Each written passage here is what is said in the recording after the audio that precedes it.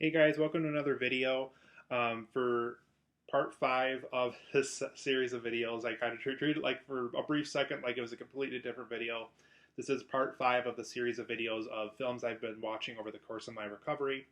So for this first film on the list for this video, I have a film called The Verdict from 1982. It's a Sidney Lumet film who did Dog Day Afternoon, which I reviewed in an earlier part of this series of videos, an earlier video here. I've also seen Network and a couple of other films of his, but I didn't get around to seeing The Verdict until just recently from 1982. This is a film where Paul Newman played a drunk lawyer, and he's kind of taking on a case that will hopefully kind of rebound his lawyer career and kind of get it going in the right path again and things like that. So for positives and negatives of The Verdict, it had good acting performances, specifically from Paul Newman. It had a kind of a semi-interesting first half with the alcoholism of the lead character. They kind of don't go back to it very often as much as I was hoping for. They could have made a film about alcoholism and kind of how it can ruin and damage your career permanently if you become an alcoholic. So in the first half of the film, when they do kind of go over that, I thought it was really interesting in that regard. Um, it creates a lot of kind of intentionally frustrating arguments within the courtroom scenes because there is a case here that Paul Newman's character takes on that does kind of make you frustrated with how certain hospitals go through about their procedures and things like that. If this woman kind of went through what I went through with my surgery, I would definitely have not been a happy person at all.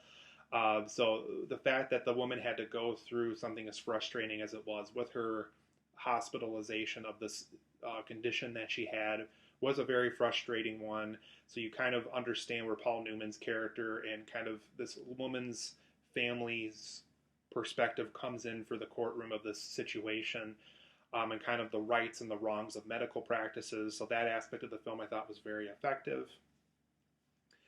For the most part, I cared about the lead characters. I wanted them to win their side of the case for the courtroom. So I thought that aspect of the film was very effective.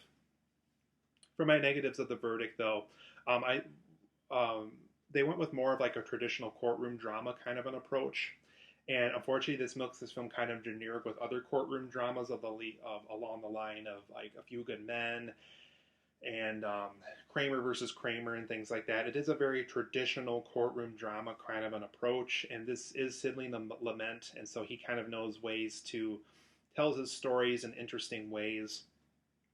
And it's really too bad that when we get to the courtroom drama stuff, it does feel very traditional, very conventional, and I really wish he kind of did a more interesting approach with the courtroom stuff.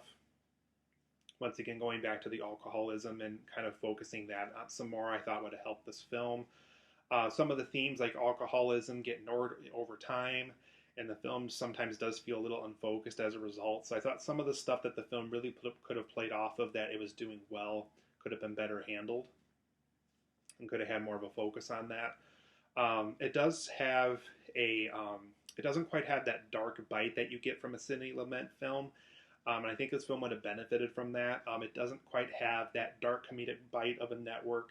It doesn't quite have that originality of Dog Day Afternoon. It doesn't quite have, some of the stuff that we know Sidney Lumet best for. And unfortunately, a lot of the stuff that makes him the great film director that he is isn't very present in this movie. It's just kind of another traditional courtroom drama. So I would give The Verdict a 7.5 out of 10. The next film on my list was a very pleasant surprise. I kind of just found this film out of a whim.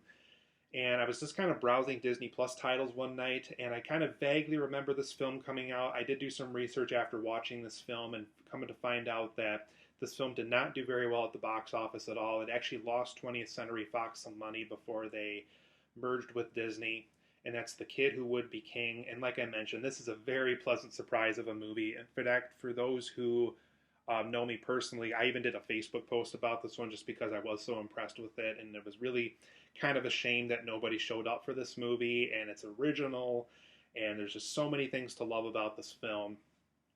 And what it essentially is it's a modern day take on King Arthur about what if a modern day kid found the King Arthur sword, Excalibur, and had to basically form a Knights of the Round Table in modern day to stop an evil force that maybe King Arthur and his Knights of the Round Table would have had to have stopped back when they were alive. This film, let's go immediately into the positives and negatives. This film has a ton of charm to it. Joe Cornish really handled the story beautifully. It's a small film that got made with big budget effects and a lot of care. I could just tell immediately on page one of the script for this movie, just upon watching it, that there was a ton of love and care for this film. And interesting enough, too, I did see a behind the scenes documentary featurette with Joe Cornish, and he mentioned that this is a story that he's actually been developing since he was a little kid. And I think he's in his 40s now, so this is almost a 40-year-old story that he's kind of kept in his brain this entire time before the film got made.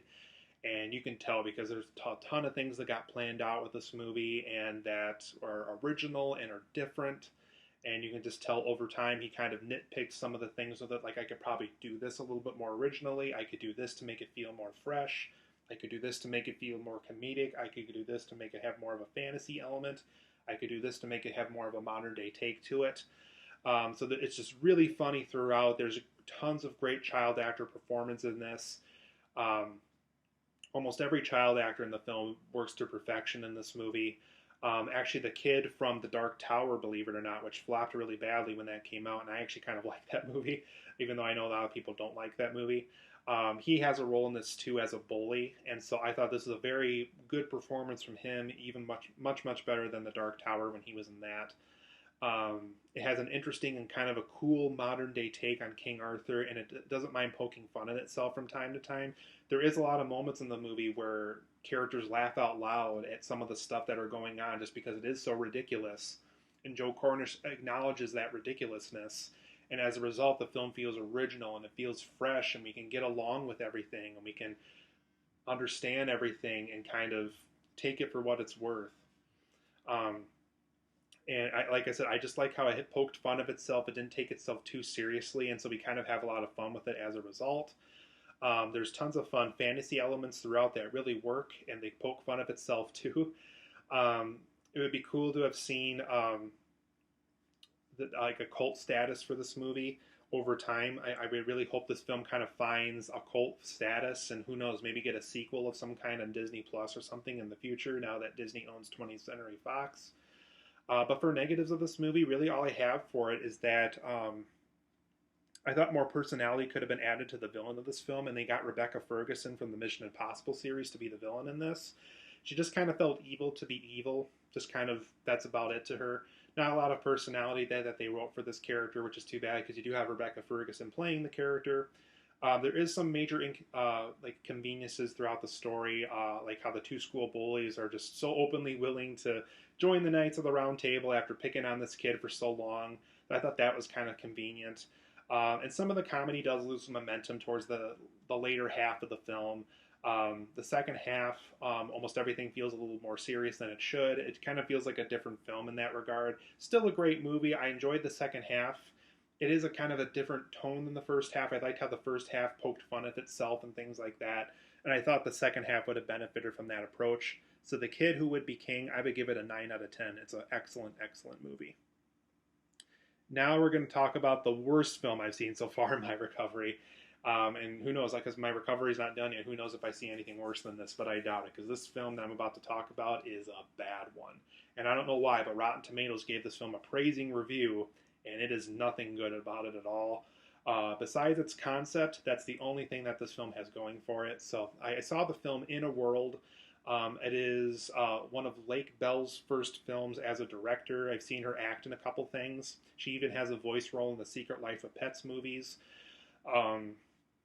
For In a World, though, basically it's these people who do voiceovers for trailers, like movie trailers at the movie theaters. And it's about this woman who's trying to get into the movie trailer voiceover business. And she has a father who's very good at it and very well respected. And so they're trying to compete for this big budget film that's kind of competing against who has the better voice to narrate it and things like that.